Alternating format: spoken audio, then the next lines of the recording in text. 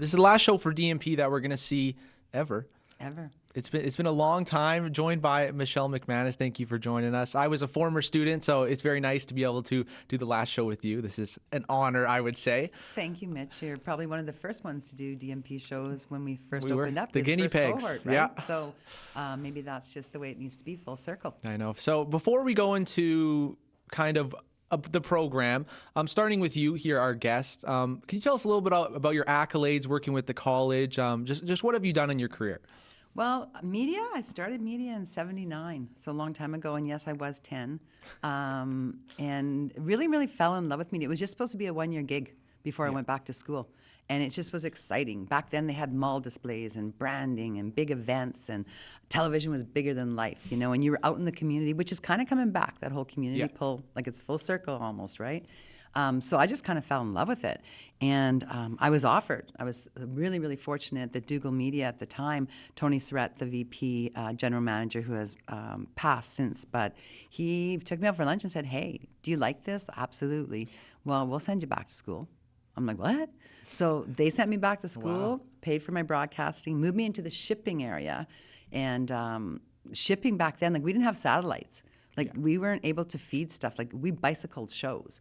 Like if you're watching Friends, if it wasn't being fed down the network line, which must have been really expensive because only certain shows came, it was bicycled and you had to wait for it. So it was a really interesting time. So I got to go back to school and I fell in love with promotion and marketing and editing. And that kind of got me in the tech area. And then it was production and then shows and then ops. But in that whole time, there was always that educational component. I was on their advisory. I was part of helping them with capital budgets and equipment and just working together. And then Nikki Burns offered me an opportunity to teach a class. Yeah. And I fell in love with teaching. It was the energy of students, right? It's almost getting to live vivaciously through people. Just that natural energy that's so cool. So that kind of, through a time period, there was an opportunity for a full-time faculty. At that time, I couldn't come part-time. I was thinking about it with summers off, having a kid, that'd be kind of sweet. But I just, to give up that much income and what was going on in my life with my husband and stuff, having a transplant, I just didn't have those options. So in 2000, they posted a full-time faculty position for broadcasting at that time. And they hadn't for 16 years. So it was kind of crazy, and there was lots of competition. And I made it to the short list, and then they offered me the job. And I took it. Yeah. So that was in 2000. 2000, okay. Yeah, so I kind of have a split career from working in media, if I look at timelines, 20 years in media and 20 years in education media. So kind of like, it's a long time, 40-year span of being around stuff and seeing it change. But, I mean, it's amazing how much has changed. But it's also the same in the sense of live television and the energy and the presence and what we do. And again, like we just said, it's almost like going full circle. You know now because you're on air. They want you to connect with audiences. They want that local. They want that kind of commitment from the community and our talents, right? Yeah. So it's come back. It's come back full circle. And obviously, 2002, you came into broadcasting. Was it a big change for you? Obviously, you said you liked teaching, but to teach students, to try and broadcasting was kind of about learning the future of broadcasting. Was it a big change for you heading into that role as kind of the head of broadcasting? Was that hard for you at all, making that change? For being like the coordinator and just in charge of stuff? No, I don't think so. I've always had a lot of contacts, so I'm an outgoing person. I have that extroverted personality. I love networking. Yeah. So when I was in the industry, I had tons of partners. One, Steve, that he was one of the who's one of our faculty here now and one of my peers. But he was at one of the biggest post-production houses, and so we knew what was going on then. And I knew people that I had worked with that are working in Winnipeg and they're live directing or they're on air, like Marilee Caruso and Jen Nye. So there's lots of people through as you will, and you start like all these people you'll meet in the next 5 or 10 years, you're all going to start going places. And if you keep those networks going, then you can feed into it.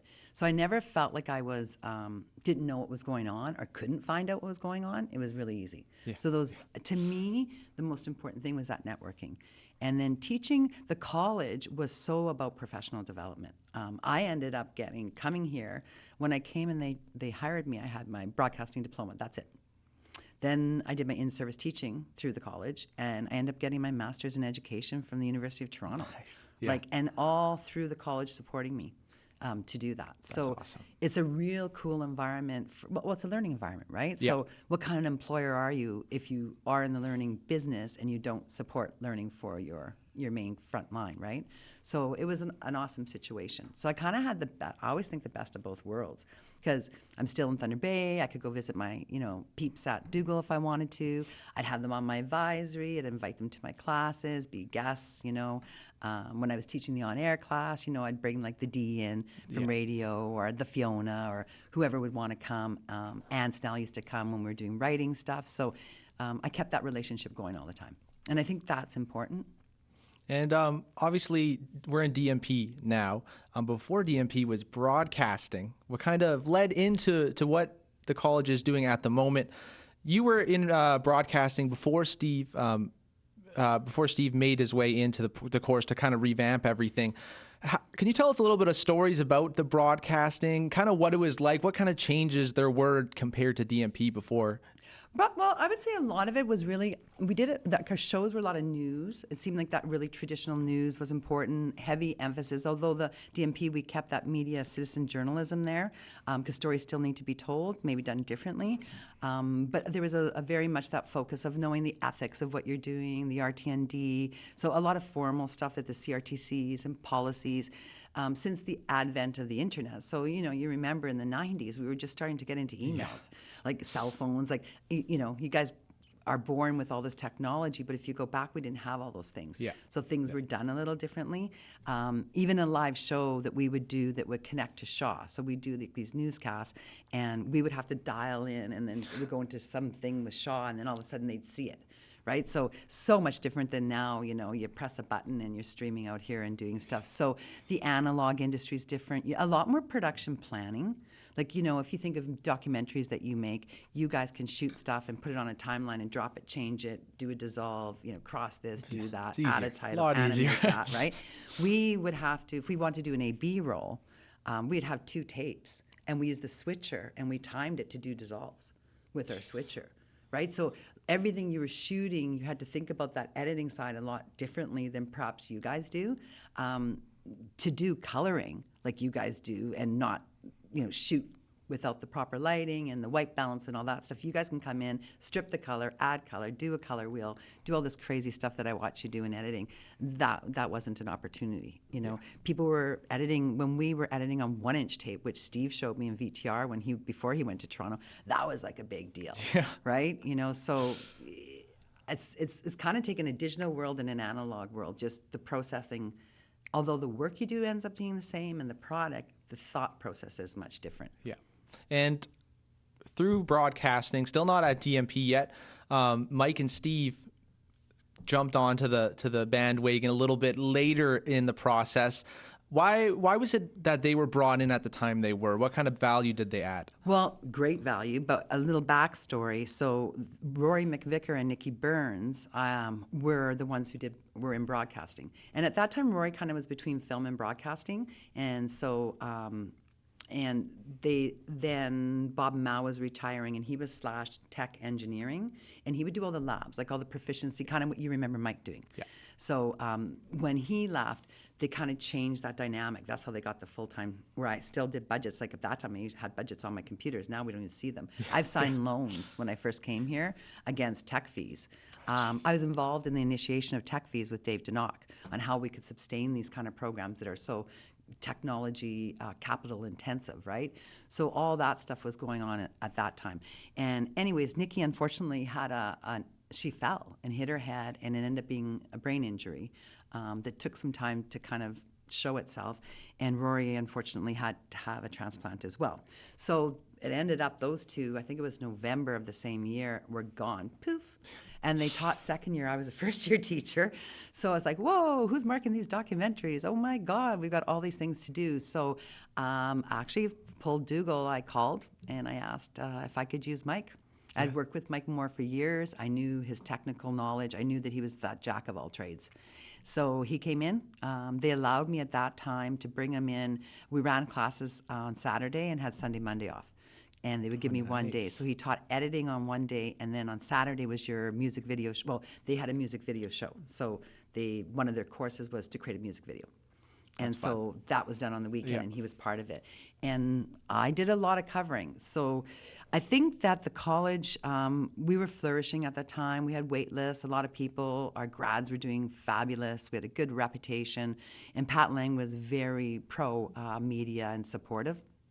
So usually they make you wait a couple of years if people are off sick in case they come back, because they don't like to lay people off. It's just kind of how the college philosophy is. Like, if you're here, you're kind of part of our team. It's not unless it's part-time, but full-time, they just don't do that.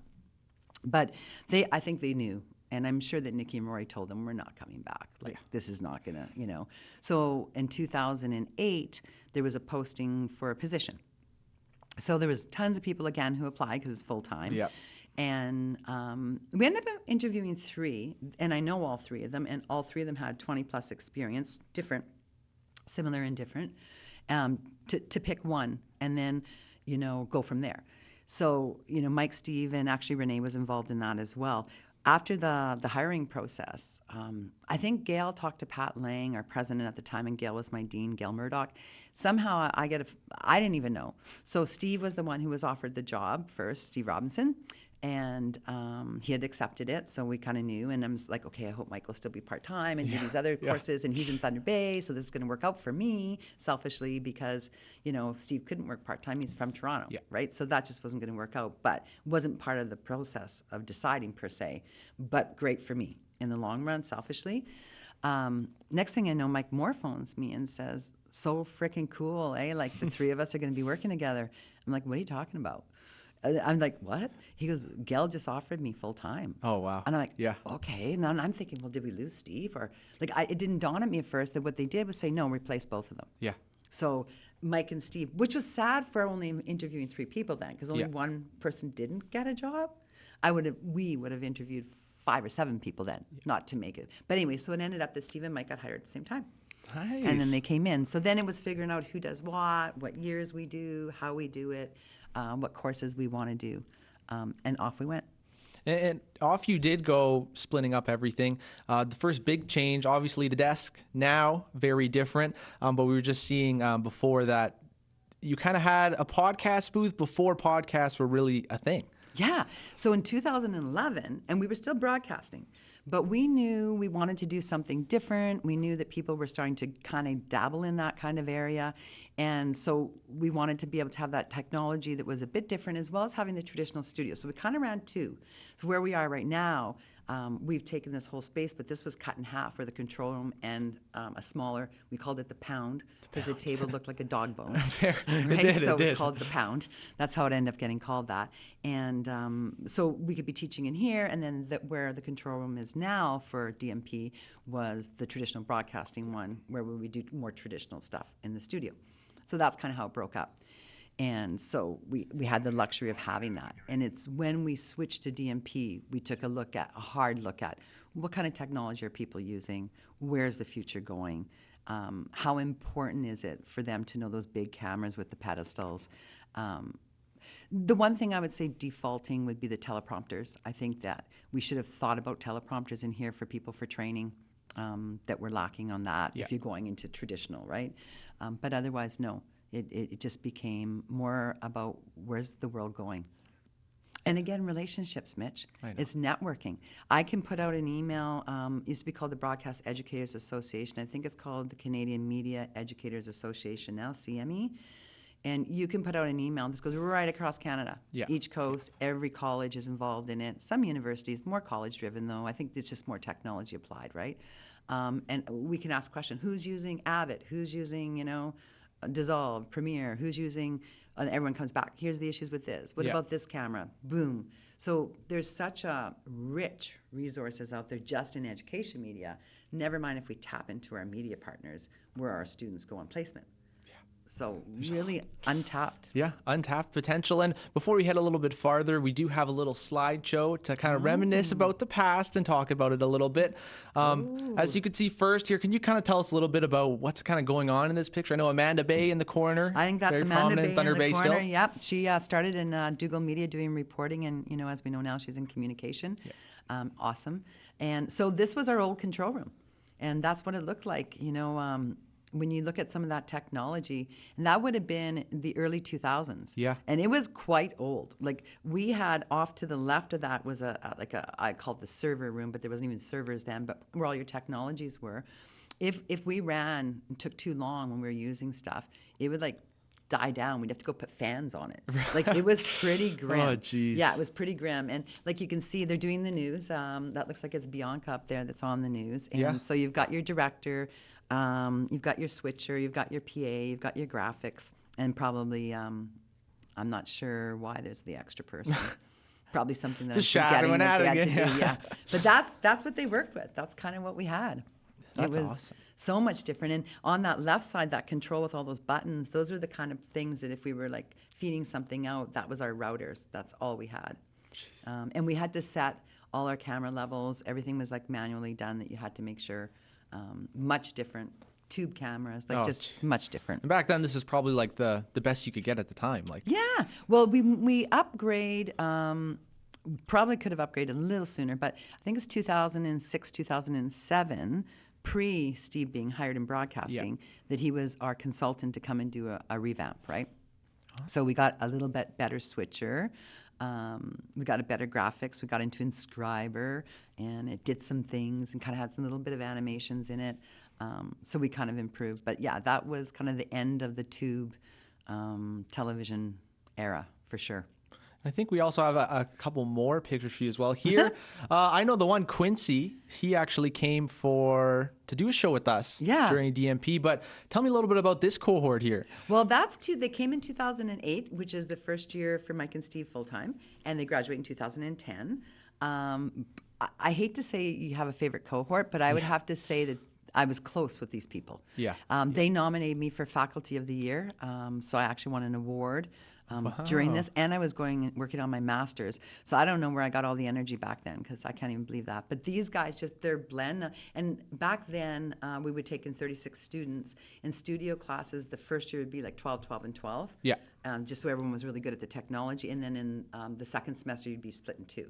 So this would have been half of a cohort. We're probably working, I'm thinking, towards their last 3 shows. So we'd work up to those 1-hour newscasts, and we'd practice all the way through. And they used to have to write scripts. And the first semester would be 3-minute skits, and the second semester was 5 minutes. And you actually live directed these skits. Like, they're like Saturday Night Live kind of cool skits. We actually ran a Con Shorts, we called it, where we actually ran a show with Shaw, where all these were all live stuff that we had produced and ran. That's fun. Yeah, so they got to act, they got to be crazy, and they all had to direct. So that was the whole thing, to get that directing experience, right? But they were fun. Jen with the white there, she's on air radio still. And she's, I think, now on the East Coast. And she wanted to do radio. I always remember her mom. She could fly here. She was in the airline industry, so she could come back and forth. And she has been trying forever to get her back to Toronto, and she never went back. She stayed in Thunder Bay. She worked for Acadia, broadcasting for years, and still is working for Acadia, I think, in the East Coast. Andrea, you have Andrea working at the station with you. Yes. Yeah, so Andrea's in the station. Quincy was in it for a while, really wanted to get into radio more, and just never seemed to break that barrier and get in.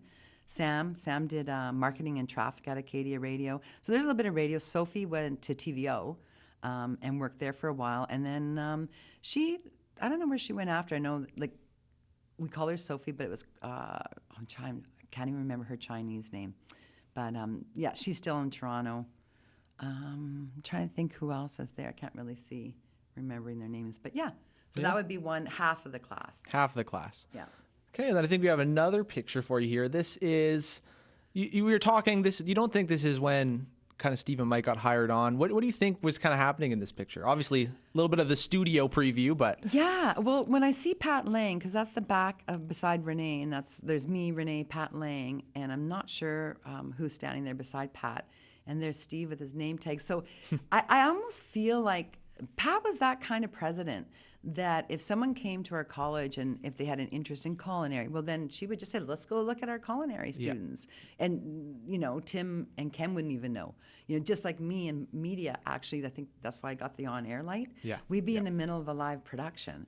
And here would come in Pat with sometimes the board of governors, sometimes people from Centennial College coming to see what we had, and she just loved it. Like, and you're not going to say to your president, "What are you doing?" Right? Yeah. And the students were like, "Okay, we're doing a live production." So we actually got an on-air light to flick, so it was like, "Hey, when that light's on, we're recording. You have to wait till we're off air." Yeah. Right? Yeah. But she was always coming in. She was so supportive. She was the one who, with Don LaVisa. $3.2 million was our first campaign to do first from analog to digital, pre-DMP. And Pat was behind that, supporting us 110% of the way. And so she was a great ally for us. She'd always come in our studio. The students knew who she was. So I'm guessing it could have been at the end. Maybe it was one of our like final show, big newscast, whatever.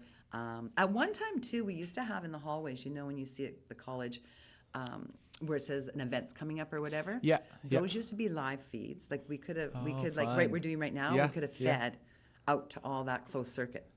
And when they upgraded those, they never kept the circuit going. That's not. Which is kind of, would have been neat. But I think, so I think maybe just a drop in here. I thought at first maybe it was the 2011 launch of the new web station. But as Steve was saying earlier, that desk would have been on the other side. So, no, I just think it was a drop in him for whatever reason. People are just, there's the pound. There's the pound. So yeah, so as you can see, it does look like a dog bone. Yeah. I think we started in DMP with that desk, right? I think. Are we moving? It wasn't into this the desk. room? Yeah, I think so. Yeah, it's yes. in the screening room. So maybe you're thinking of it in the screening room. Okay, it's still or alive. Maybe this was getting cut. I want to say this was here when you guys came, but I'm not sure. But it's not gone. The desk is still there. The desk is upstairs. Maybe you can in the auction it off someday. Yeah, it's a up there. piece of history. Yeah, there was a big discussion about that desk even moving upstairs in the screening room because it took the whole room. Yeah. And it's not as effective, but it was built like that. So when people would have laptops, like say you were interviewing, so see where they're in on the curve. Yep. On the side, you could have a little laptop and like see if you had information or stuff was coming up. So that's kind of why we thought of it that way, if I recall. And I don't know why I'm on the stage because I would love to sing, but I sing terribly. So am I doing a mic check? I don't know. It seems pretty intense. Maybe just saying some jokes, keeping them calm. Something's going on. I don't know what's going on there. It's hard to remember, but I'm having some fun. Anyways, I'd be in trouble with my footwear. That would not be safety. No, with bare feet. That is what it is. And here a little picture. All my teachers when I went to school, but yeah, the three amigos. What was this picture? Where was this? That's in the Ryan Hall, so it might look a little different to you now. I'm thinking, looking at it with the nice tables on the side, high like that, and then some lower tables, it's either a partners celebration that they have every fall to raise money, or they used to have a community event. And where they would do, the president of the college would go up and kind of say what their budget is, where they are, and all that. They do it now where they do a video and go to like the Victoria Inn. But back then it was in the evening with drinks and anyone who supported the college. So if someone sponsored or took in internships, it was kind of an appreciation night. Yeah. And they were kind of spoiled with appetizers and a cash bar. So the three of us I always went to that. Even when I was an ops manager, I went to it. And it was always fun. Just fun. Yeah, it was just fun. Almost like the Thirsty Thursdays we used to have. Oh, okay. Like you might have heard about the Thirsty Thursdays. I heard Thursdays. about them. Yeah. I never experienced, but we heard about them. They were fun. And back then in broadcasting, they used to have, it's crazy how you encourage things, eh? So you get points every time you had more than 4 people in a group. Okay. And then you'd win like a craft or a keg beer. Like whatever, I don't know, I'm not a beer drinker. What's it called when it's a big... Is it a keg? I think it's a keg. I think it's a keg. Okay, so you'd win a keg of beer for your program, right? Yeah. And we continuously won it, right? So we were kind of known to be the Rowdies. Well, the Rowdies continued into the cohort in the DMP also. As you can see, this is our cohort. I believe this was Halloween. Yeah, that would be Halloween probably 2018, I would think. Your first Halloween, you think? I think, no, this was the second. Oh, it'd have to be the second because Shayna's in there. Yeah, so that would be 2019. So this was... I believe we did the show. I don't know why I'm back there. You can barely see me, but I'm part of... Where are you? I'm in the back behind the with the sunglasses. Yeah. Now, I was trying to figure out who is with like the crow kind of weird... That's Adam. That's Adam. Okay. Adam always went hard in anything he did ever. Yeah, because I remember something about that blood. If you hit something... What it's from a movie, isn't it? Because they did a little contest for best best Halloween costume, and when he grabbed it, it exploded in blood on his chest. Okay, that's what it was. That's why I remember like, what? But this was my cohort. Obviously, we were called the guinea pigs. Yeah. That's what we were called. Can you kind of tell us why we were called the guinea pigs? Because we literally, between technology planning and our program planning, we still had to backfill some of that content. Yeah. You know, it wasn't like all our rubrics and all our assignments were all ready. So it's like, okay, well, I think this would blend with that. Like, you know, when we think about the audio course, character and storyboard. Yes. Your 3 to 5 minute audio script you wrote. Then, you know, I wanted you guys to produce it by third semester. So we had these little threads that we thought would all fit together, but not everything worked the way that we thought it would. You know, so guinea pigs. And this is obviously when we went to Toronto. This is my favorite trip I've ever been on. A lot of things happened when we were down there. The start of COVID also happened when we were down there. But yeah, tell us some of this trip a little bit. How fun was it? Obviously, it was great. You know, when we looked at IMD and film at that time, both of those guys were going on trips to Toronto, right? And I was like, well, why aren't we doing this? So, we were a little jealous. Yeah, we're jealous, as you recall. It's like, okay, well, the college ain't going to pay for it. Yeah. You know, the most we're going to get is a dean's dinner, right? We were fighting for that dean's dinner, which Richard Gimmel was graciously did.